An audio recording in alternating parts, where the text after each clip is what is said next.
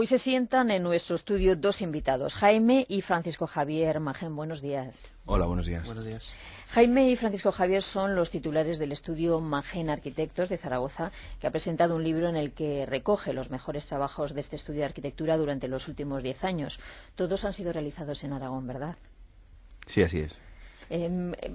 ¿Nos podéis comentar cómo es, qué es lo que habéis intentado plasmar en el libro? Pues es una monografía, es una editorial TC Cuaderno, ¿no?, que se dedica, bueno, a producir algunos monográficos sobre la obra de diversos arquitectos a nivel nacional. Y entonces nosotros hemos querido, bueno, reflejar lo que ha sido la primera década de producción del estudio que empezó en el 2002 aquí en Zaragoza. Y hemos querido dar preferencia un poco a las obras construidas. De los 15 proyectos que se presentan, 10 o casi 11 están construidos y otros 3 por construir. Y también, pues, claro, casi todos o prácticamente, bueno, todos los construidos están situados aquí en Aragón, con lo cual también hemos querido que la monografía reflejara de alguna manera lo ligada que ha estado, digamos, la obra del estudio a nuestro entorno físico de aquí en Aragón, ¿no? Uh-huh. El libro lo ha prologado un reconocido arquitecto que ha dejado en Zaragoza una gran obra, que hablamos de Pachi Mangado y del Pabellón de España en el recinto Expo, y cuenta también con textos de Yasser Moix, por ejemplo, ¿no?, un crítico de arquitectura. Son pesos pesados. Sí, la verdad es que estamos muy contentos y muy orgullosos de que hayan podido participar en el libro. Más, Pachi Mangado fue profesor nuestro en Pamplona, con lo cual todavía hay un vínculo emocional más profundo. Y sí, la verdad es que también nos parece muy interesante que, aparte de presentar los proyectos, también haya una cierta explicación teórica de cómo han salido, cómo se originan los proyectos, los procesos de trabajo. Yo creo que eso también enriquece la monografía.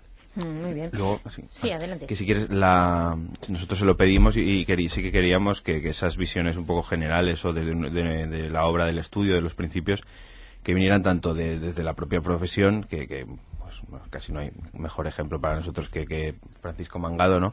Y también, por otro lado, de alguien que no fuera arquitecto, ¿no?, que es Yasser Moix, que es subdirector de La Vanguardia, que es un crítico de arquitectura muy reconocido, con esa idea de que el libro tenga ese carácter también más divulgativo a lo mejor, y que no sea como un libro de arquitectos para arquitectos, ¿no?, sino que cualquiera que a lo mejor tenga un interés por la arquitectura, pues se pueda acercar a la publicación.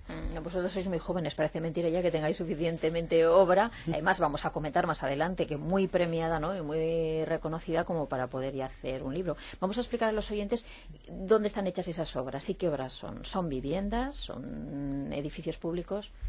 Bueno, la monografía se divide en 5 bloques, porque ordenando un poco los proyectos y seleccionando, ¿no?, y ordenando los proyectos que iban a aparecer, vimos que se podrían agrupar en torno a algunas ideas, pues en cuanto al programa, el contexto, ¿no? Entonces, estos 5 bloques son modos de habitar. Es el primero, que se refiere a actuaciones de vivienda. Hay actuaciones tanto de vivienda protegida como actuaciones residenciales de reforma en el casco histórico de Zaragoza. El siguiente es recintos deportivos, porque hemos trabajado también en algunos proyectos relacionados con el deporte. El siguiente se titula Memoria y Ciudad y tiene que ver con actuaciones en la ciudad consolidada y de rehabilitación. El cuarto es Paisaje urbano y se refiere a edificios que están muy ligados al entorno donde se asientan y que tienen mucha relación con su contexto. Y el último bloque es Formas de aprendizaje, en el que se presentan 3 actuaciones de docentes de escuelas infantiles. ¿Y de cuál estáis más satisfechos? Hombre, yo creo que el primer proyecto que incluimos en la monografía es el de las 68 viviendas en la calle Viescas de Zaragoza, que fue uno de los primeros proyectos y que además este año se cumple, pues hace unos meses se cumplieron 10 años del concurso y de que nos notificaran que habíamos sido premiados y que íbamos a construir el edificio, y yo creo que era prácticamente obligado a empezar porque esa es la primera obra y de los primeros tal, y yo creo que sí que estamos muy contentos de esa obra. Yo creo que sigue resistiendo bastante bien. ¿Y cuál es el proyecto más gratificante? Estábamos hablando de escuelas, de parques, de espacios urbanos, estábamos hablando de viviendas. Pues no sé, por ejemplo, claro, es que depende desde qué punto de vista, ¿no? Porque un edificio que ha obtenido cierto reconocimiento y difusión ha sido el edificio Europa, el Centro Ambiental del Ebro en la Plaza Europa.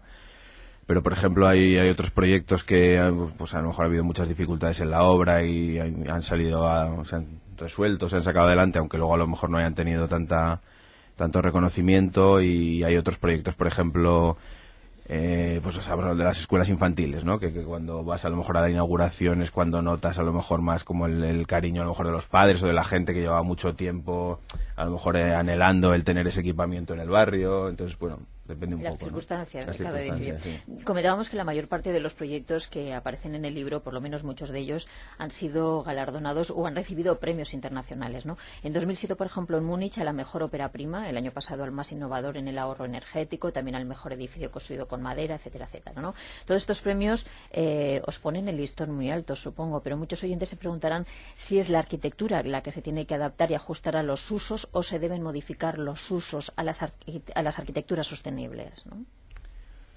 Hombre, al final, o sea, siempre es la arquitectura la que se tiene que adaptar a la sociedad, ¿no? Digamos, tiene que dar respuesta a las necesidades de la sociedad, ¿no? Dice Renzo Piano que la arquitectura es el arte de entender a la gente, ¿no? De responder a sus necesidades y también a sus deseos.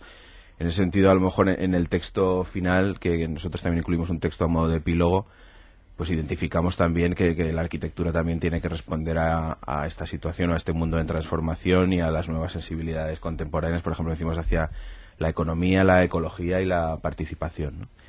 Y yo creo que siempre la arquitectura debe adaptarse a las demandas debe dar respuesta a las demandas de la sociedad en la que se sitúa, ¿no? Antes comentabas la arquitectura como arte, ¿no? Antes los arquitectos eran meros profesionales como los médicos, como los ingenieros, como los economistas, pero de hecho de esos colectivos se conocen apenas uno o dos a nivel mundial, pero en el caso de los arquitectos se conoce popularmente ya Álvaro Siza, nos suena el nombre de Zaha Hadid, Antonio Lamela, Norman Foster, Richard Roberts, es decir, que estamos más familiarizados. ¿Se ha convertido realmente la arquitectura en un arte?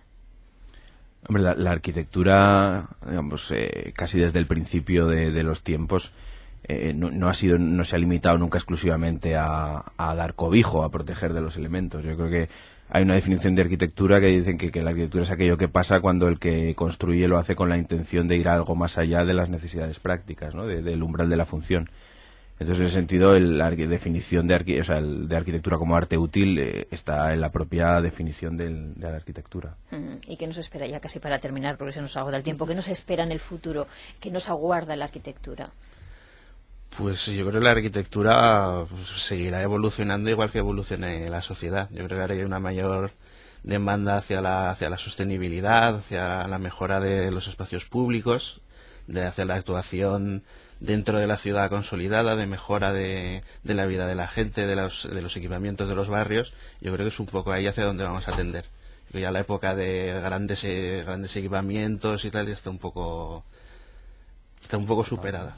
Muy bien, pues muchísimas gracias Jaime y Francisco Javier Magén de Estudios Magén Arquitectos, y enhorabuena por todos los premios.